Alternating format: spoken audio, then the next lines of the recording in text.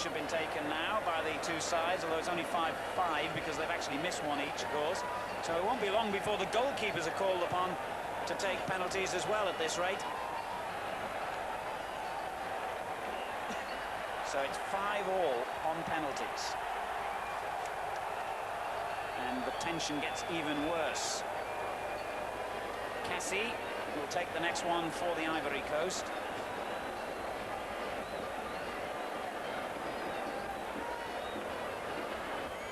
Another player who came into the game in the second half as a substitute. Fascinating to observe players' little habits at moments like this. He went to relieve the ball himself.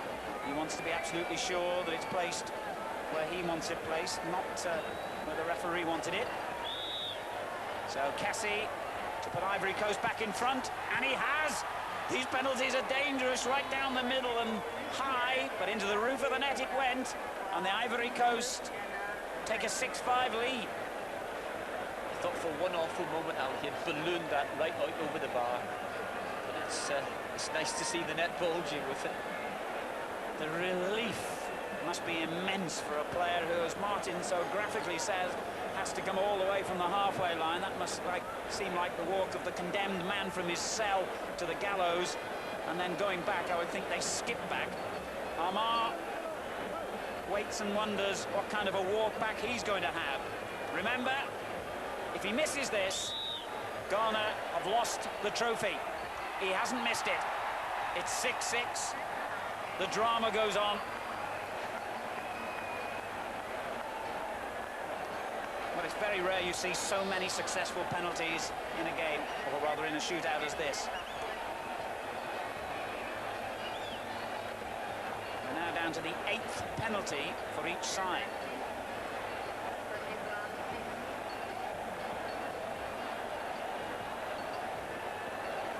Dominique Sam will take the next one for the Ivory Coast. Whose nerve will hold out longest here? They're trying to look calm inside. You can only begin to imagine what must be going through their minds and what kind of turmoil their tummies must be in at this moment. Sam with the kick, and he scored. It's 7-6 to the Ivory Coast.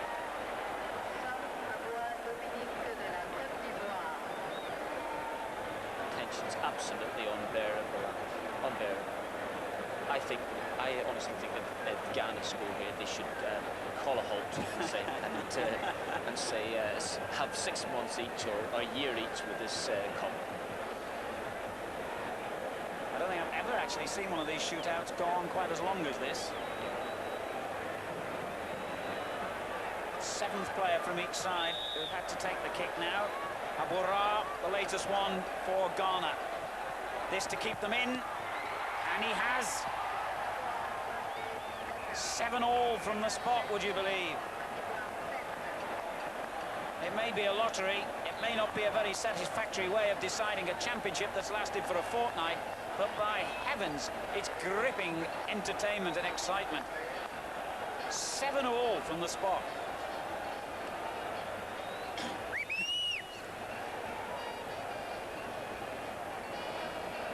Magui, the little man from midfield for the Ivory Coast, faces the next penalty.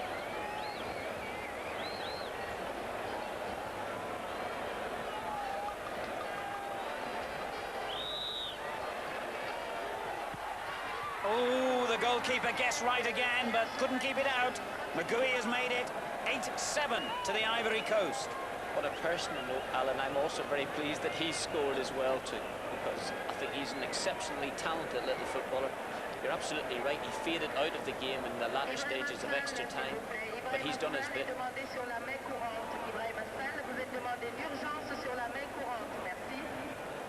Well, the next man facing the agony here is Emmanuel Ampere, and remember, presumably, we're now down to the poorer of the penalty takers. Obviously, the sides put their best penalty takers in first. The 9th player now to face the drama from the spot. This to keep Ghana in with a hunt, and he has. 8-8. relief.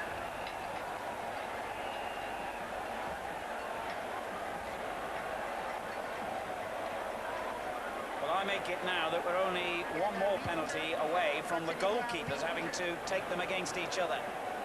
The next man up will be the 10th players on each side. So we really are down to the bare bones now, so to speak. CA has been given the finger of fate. It's 8-all. Only 2 penalties have been missed in this entire shootout. I wonder if you can get a clue sometimes from looking at players' expressions and general demeanour as they walk up. If you can, somehow or other, I don't fancy CA here because he looked a bit reluctant.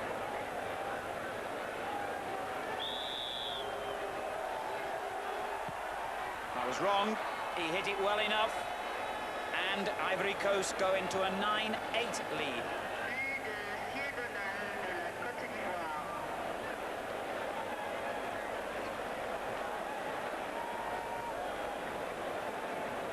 Well, in all the time I've been watching football all around the world, I've never seen a penalty shootout go this far.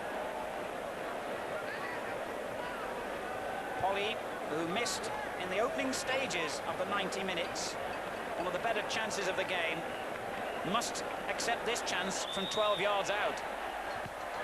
And he has. It's 9-9 from the penalty spot. And now we will face the prospect of the goalkeepers taking penalties against each other.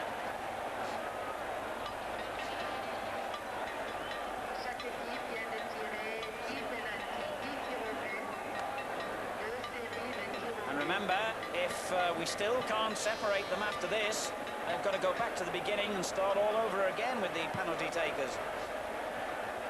Nobody wants to take their hand off the trophy here. Guameni will face his opposite number, Ansar, to make it 10-9, and has done for the Ivory Coast. He doesn't look all that happy. He's just scored a terrific penalty. That's camaraderie between goalkeepers, so to say, but it gets down to this affair. Well, lads, just let it in for me, please. We could be up to a little bit of history here, though.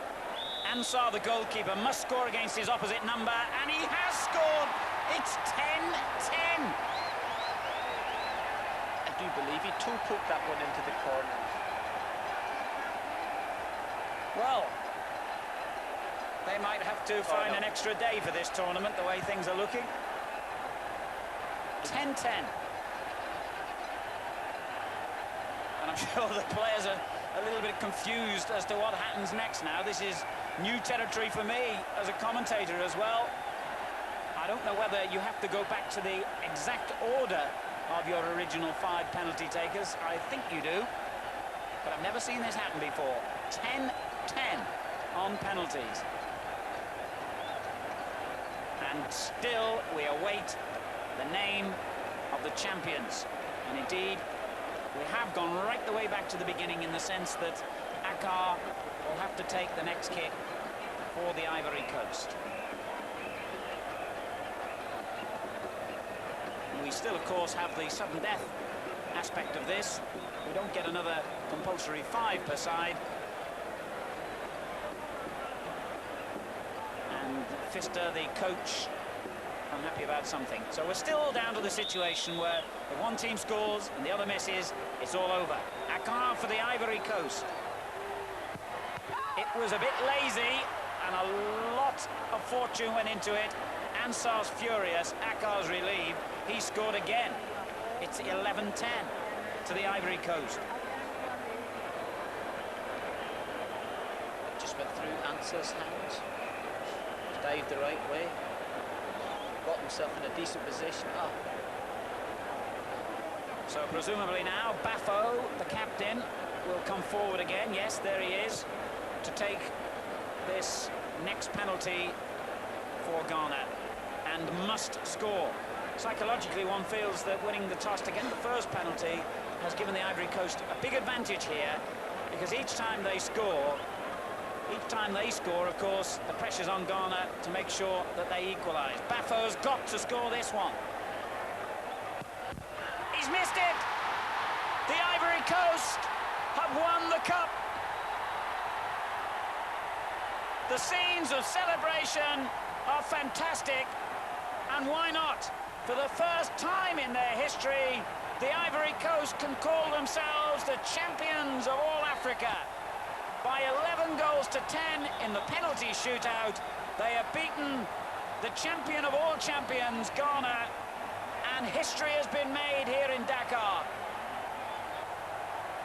Bafo's missed penalty has brought